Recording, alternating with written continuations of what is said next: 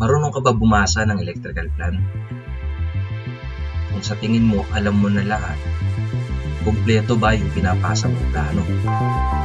Baka naman pabalik-balik ang submission mo kasi kulang-kulang ang detalye.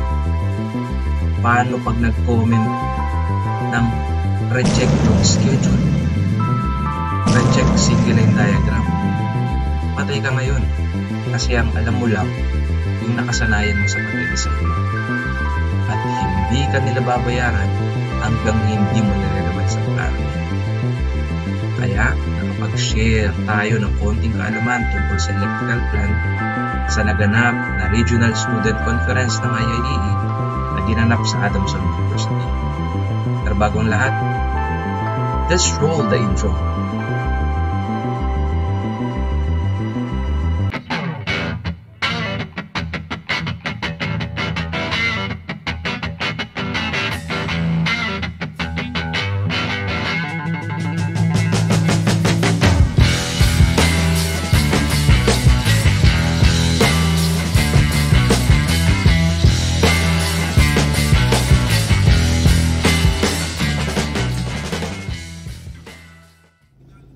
Hello, good morning mga ka-intelligence. Nandito ako ngayon sa Adamson University. So, naimbitahan tayo maging resource speaker para sa regional conference ng Student Council ng IIEE. At sana magawa ko na maayos to. And gusto ko rin na matulungan o na makapag-share sa mga student. Sana magustuhan nila. See you later.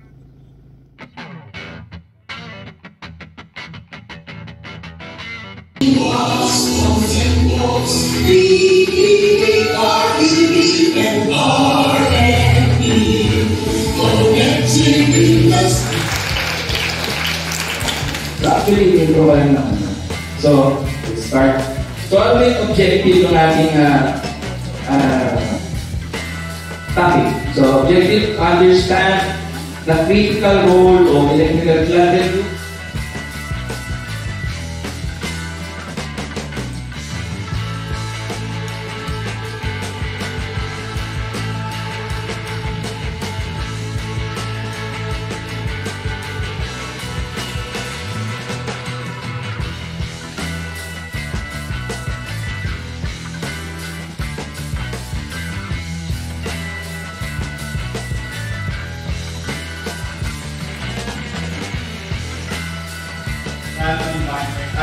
From RBU Poly. So, I'm 4th-year student. And nag-aaral po kami ngayon ng design. So, ang electrical plan is from the word na plan, isa siyang plano. Tayo mga electrical students, nag-aaral natin yung kung saan mag-aaral tayo ng building or residential or commercial. Pag sinabi natin yung residential, ito yung mga tirahan ng mga. Pag commercial, ito yung mga pang-business. So, ang electrical plan, ito siya, ginagawa siya bago yung gusto mong gaba.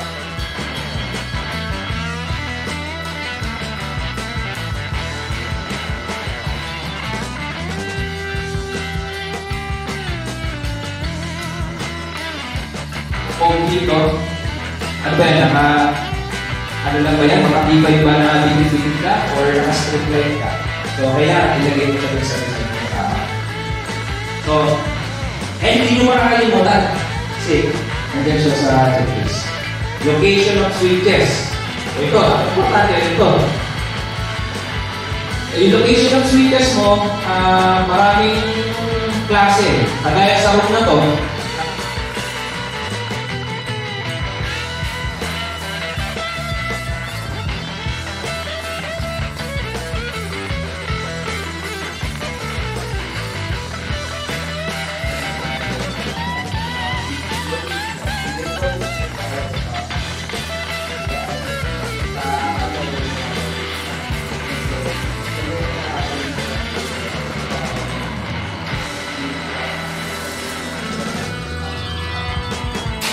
pangalan mo?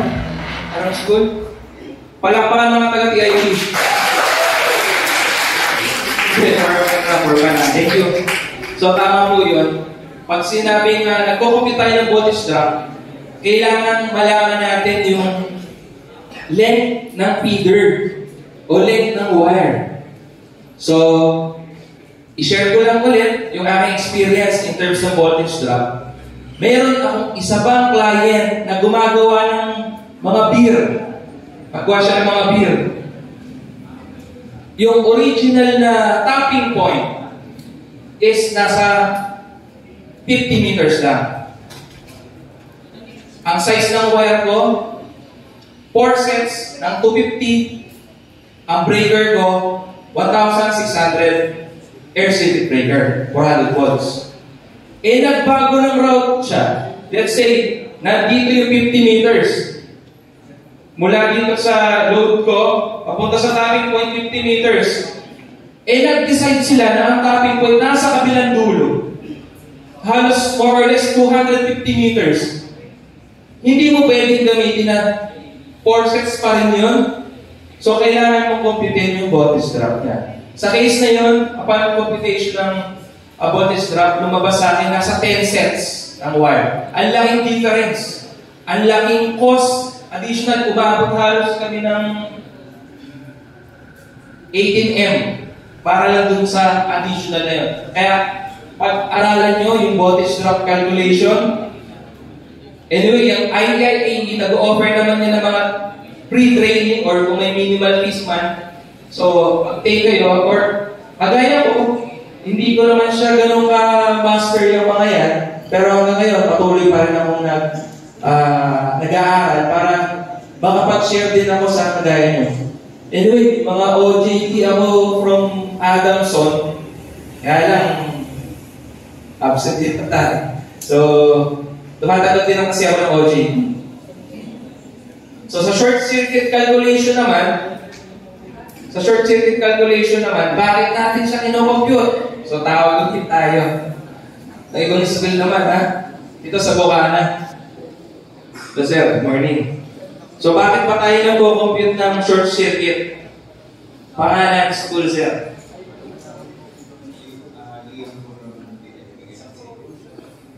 So, bakit pa tayo bakit natin tinong short circuit? Any idea? Sige. Kung wala kayong idea, importante yan. Paano kayo magiging PE kung hindi kayo marunong yan? So, i-goal nyo ngayon pala, i-goal nyo na maging PE. Pero, ako kasi, sa totoo lang, nung before ako mag-take ng PE, hindi ako marunong yan. Pero, since pangarap ko yun, inaaral ko siya. So, kung saan-saan ako training na pumunta. So, para maintindihan ko ito, short circuit. Kino-compute natin yung short circuit para sa size ng protection natin. So, maraming klase yan.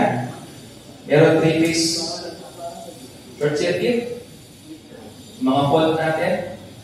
Line to ground, line to neutral, para if ever na magkaroon ng short, yung size ng breaker mo is sufficient to handle that short.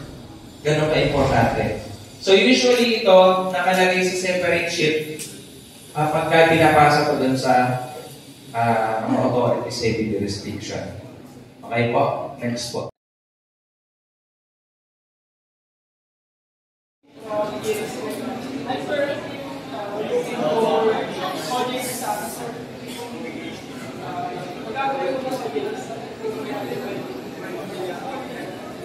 Nag-send ka? May i-recommend po ba kayong company na pwede ko namin pag-coordinate yan? Okay. Taga-saan ka? Yung tanong ko. School po. Residence. Malabon City po, sir. Malabon City. Sige, doon sa presentation ko, doon yung email ko. Pwede mo yung forward. So, kung may mga contacts ako, forward ko. Subukan natin. Kasi kung maaari, malapit lang sana. Pero ako, personally, kung malapit ka lang sa area ko, kahit sa akin na mag-audit.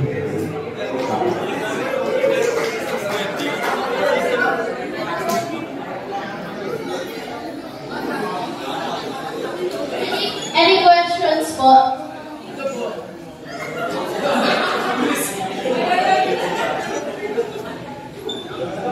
Good morning po. Ako po sa I'm Daniel Islam from PUP Manila. So, kakabili ko lang ng PSC last week and sobrang kapalikan na. Hindi ko sila dala. Price sana. So, ang tanong ko po, as a third year college student, ano po yung una ko na kong babasahin sa PEC 2017 specifically? Ang una mong babasahin, purpose of PEC. Ano yung purpose ng PEC?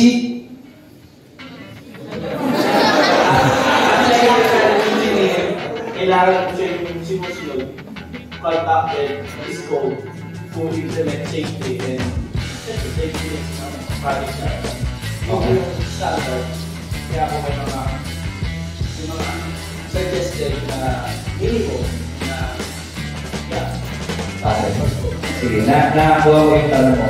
Pero kaya ako siya tinanong, actually, kung bubuksan mo yung PEC mo, ang purpose ng PEC is practical safeguarding. Kahit i-check nyo sa PEC, huwag makalimutan mo. Then, ano ba yung, kung may time ka, kailangan kasi actually pasadahan ka lahat. Hindi mo siya makukuha ng isang kung maaari, sa isang araw, basa naman ko ng chapter, basa ka, then, kung meron interested na topics ka, doon ka mag-focus. Pagka nalilito ka, hindi mo maintindihan, may email akong ibibigay doon, email ka, tuturo ko pa paano tayo. Kaya pwede ka rin sumali kasi sa chapter namin sa INT 10% from Quezon City. Ako yung previous chairman ng PEC Complete. So, meron akong ginawa na mga open forum kasi para yung mga members makapagtanong regarding sa po. Ngayon, kami mga PE, mag-share kami ng insights kung paano natin tutulong na. So, pwede mo akong email kung ano yung gusto ng insights. Pero I suggest, kung hindi na yung basa, hindi mo akong bigyan. Okay? Thank you.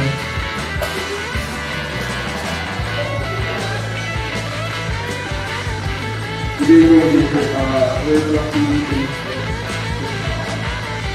hindi lang ako sa communication kasi dito everything ginagawa ko sila na turo ko sa akin. So, for example po ako, turo ko sa akin sa general. So, sa wire, alam ko na yung sizes niya. Meaning, sa ngayon, tumingala lang ako sa mga naka-install, alam ko na yung size na naka-install. So, yun yung way ko para maintindihan ko siya. Then, right after that, nakita electrical,